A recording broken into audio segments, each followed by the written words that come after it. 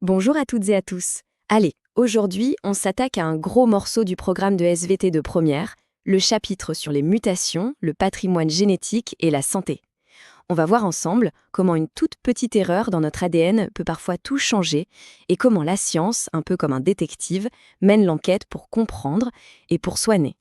Voilà la grande question qui va nous servir de fil rouge. Est-ce que tout est déjà joué d'avance, inscrit dans notre code génétique, ou bien est-ce qu'on a les cartes en main grâce à nos choix, à notre mode de vie? C'est une véritable investigation scientifique qu'on va mener ensemble. Alors, voici notre plan d'enquête. D'abord, on va apprendre à distinguer deux grands types de maladies génétiques. Ensuite, on va zoomer sur les cas où il n'y a qu'un seul coupable, un seul gène qui pose problème. Après ça, on verra des situations beaucoup plus complexes, où c'est un vrai cocktail de facteurs qui entrent en jeu. Puis, on enfilera la blouse des chercheurs pour découvrir leurs outils d'enquête. Et pour finir, on explorera les pistes les plus prometteuses pour réparer le vivant. C'est parti ? Bon, pour bien commencer, il faut absolument comprendre une chose. En génétique, toutes les maladies ne se ressemblent pas. On peut les classer en deux grandes familles, deux scénarios vraiment différents, qu'il est crucial de savoir identifier. C'est ce qu'on va faire tout de suite. Premier cas de figure, notre premier dossier d'enquête, celui où le coupable est unique et clairement identifié. C'est, on va dire, le scénario le plus simple à analyser, où toute une maladie est la conséquence directe de la défaillance d'un seul et unique gène. Et voilà une définition absolument essentielle à maîtriser pour le bac, la maladie monogénique.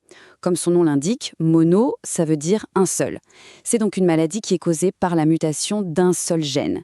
Ici, la relation de cause à effet est directe, elle est limpide.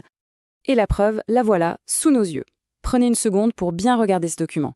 On y compare un extrait du gène URODAOS chez une personne saine, en haut, et chez une personne atteinte de porphyrie, une maladie génétique. Si vous regardez bien, la différence, elle tient à quoi? À une seule lettre, un seul nucléotide qui a changé. C'est minuscule, et pourtant cette seule petite variation change tout. C'est la signature du coupable, si on continue notre métaphore. Alors, comment les scientifiques font pour pister ce gène fautif à travers les générations? Eh bien, ils utilisent cet outil fondamental, l'arbre généalogique. Ça permet de suivre la maladie au sein d'une famille, de voir qui est touché, qui ne l'est pas, et d'en déduire comment la laine mutée se transmet. C'est un vrai travail de détective, indispensable dans ces cas-là. Allez, on passe maintenant à notre deuxième grand cas de figure. Et là, attention, ça se corse. Il n'y a plus un seul coupable, mais plutôt une combinaison de suspects et de circonstances aggravantes. Bienvenue dans le monde des maladies multifactorielles. La définition, là encore, est dans le nom, multifactoriel, donc plusieurs facteurs. D'un côté, on a une prédisposition génétique, c'est-à-dire plusieurs gènes qui, ensemble, peuvent augmenter le risque. Et de l'autre côté, on a des facteurs qui viennent de notre environnement, de notre mode de vie. C'est l'interaction des deux qui est déterminante.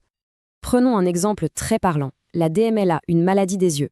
Ce qui est super intéressant ici, c'est de voir comment les risques s'additionnent. Avoir certains allèles du gène CFH, ça augmente le risque, c'est ce que montrent les chiffres. Mais regardez le risque pour les fumeurs, il est multiplié par 3,64. Et quand on a à la fois la prédisposition génétique et qu'on fume, alors là, le risque explose. On voit parfaitement ici l'effet de ce cocktail dangereux. Et cet autre exemple, sur le diabète de type 2, est tout aussi frappant pour illustrer l'importance de l'environnement. Regardez ce graphique. La corrélation entre l'indice de masse corporelle, l'IMC, et la probabilité de développer la maladie est directe. Plus l'IMC augmente, plus le risque grimpe en flèche. C'est la preuve que nos choix de vie peuvent avoir un impact absolument majeur.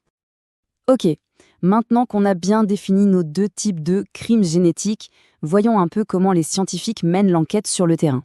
Quels sont leurs outils pour faire la différence entre une maladie monogénique et une maladie multifactorielle? On a donc deux grandes stratégies. Pour traquer un seul gène qui se transmet de façon claire et nette dans une famille, l'arbre généalogique est l'outil parfait. Mais pour comprendre une interaction complexe entre plein de gènes et l'environnement, il faut changer d'échelle. Il faut regarder des populations entières. Et ça, c'est le travail de l'épidémiologie.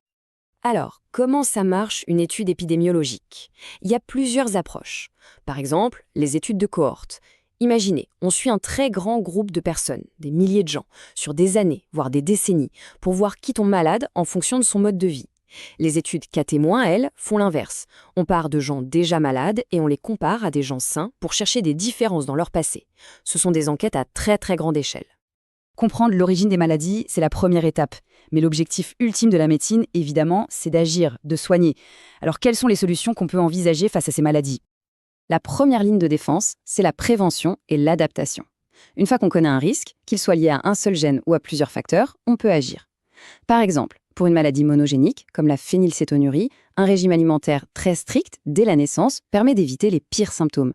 Et pour les maladies multifactorielles, on l'a vu, des choix de vie comme ne pas fumer ou bien manger peuvent changer radicalement la donne. Mais la science cherche à aller encore plus loin, à corriger le problème à sa source même. C'est tout le principe de la thérapie génique. Le concept a l'air simple. On prend le gène qui ne fonctionne pas et on le remplace par un gène qui fonctionne. En pratique, c'est un peu plus compliqué. On utilise souvent un virus qu'on a modifié pour le rendre inoffensif et il va servir de cheval de Troie pour livrer la version correcte du gène directement dans les cellules du patient. Et là, on touche à la pointe de la technologie, l'outil qui est en train de tout révolutionner, CRISPR-Cas9. Il faut l'imaginer comme une paire de ciseaux moléculaires d'une précision absolument incroyable. Comme on le voit sur le schéma, on peut le programmer pour qu'il aille couper l'ADN à un endroit très précis afin d'inactiver ou de retirer le gène muté. L'étape d'après, ce serait de le remplacer par une version saine. C'est une promesse immense pour la médecine de demain. Pour bien remettre toutes ces idées en place, ce schéma bilan est parfait. Il résume tout notre parcours. En bas, les facteurs de risque, génétiques et environnementaux.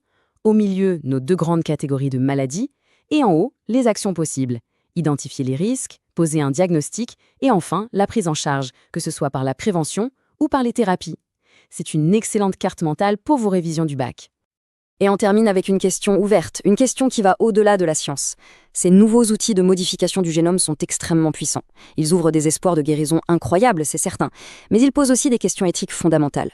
Où se situe la frontière entre réparer un être humain et vouloir l'améliorer?